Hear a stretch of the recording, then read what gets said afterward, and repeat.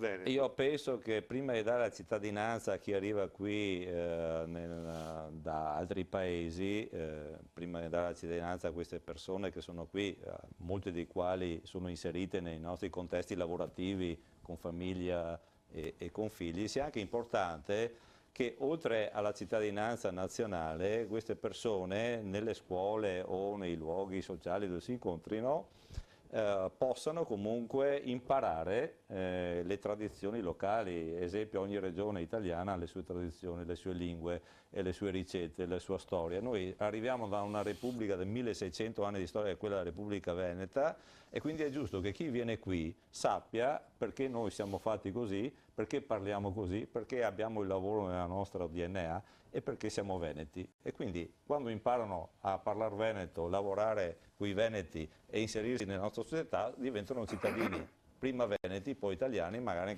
cittadini Benissimo. migliori.